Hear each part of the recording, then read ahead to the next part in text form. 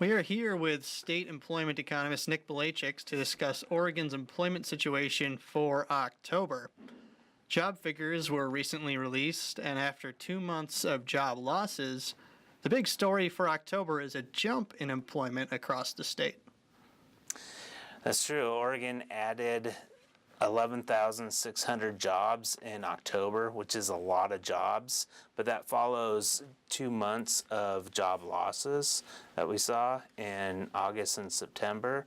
So when we take a longer look at the trend, Oregon's really adding jobs at a normal rate. There were significant job gains in October, but we also saw a revised September figure. So what were the results of this revision, and why are these revisions made? Well, the preliminary estimates for September showed job losses, but those were revised up to a smaller job loss of 1,100 jobs. And these figures are always revised every month. The preliminary figures are released, and a month later, as more information becomes available from employers, they're revised again. And in fact, they're not just revised once, they'll be revised multiple times before the estimate is considered final. So over the year, job growth came in at 2.4% this month. First, can you elaborate on what this month's over the year job growth refers to, and where does that stand historically? The over the year job growth, that is the percentage gains in jobs from October of 2016 to October 2017. So over the year job growth rate has been 2.4%, which is really good. We're probably among the fastest growing states right now.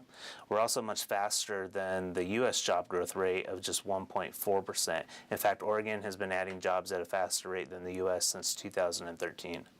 And are there any industries that are standing out as growing more quickly than others, or any that have actually lost jobs?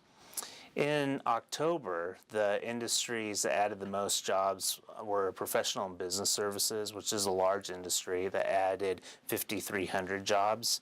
Leisure and hospitality added 3,800 jobs, and a group called Other Services added 1,400 jobs.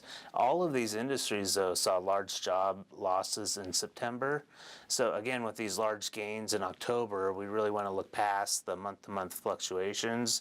They're all showing kind of normal job growth right now. Two other industries that added a lot of jobs in October were manufacturing, which added 1,000 jobs, and transportation, warehousing, and utilities, which added 1,000 jobs. So shifting gears just a bit, we were talking about jobs. What can you tell us about the unemployment rate? So the unemployment rate, which is more based on the survey of households, Oregon's unemployment rate was little changed at 4.3% in October, so not much different from the 4.2% that we saw in September. It's very low rate for Oregon, and we have this kind of historical low unemployment right now. The unemployment rate in Oregon is about the same as it is in the U.S., which is actually 4.1% in October. And the unemployment rate can change or stay steady for a number of reasons.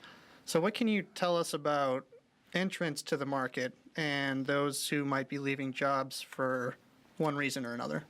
Well, right now we're seeing the unemployment rate drift upwards a little bit, which is kind of expected for this time of year.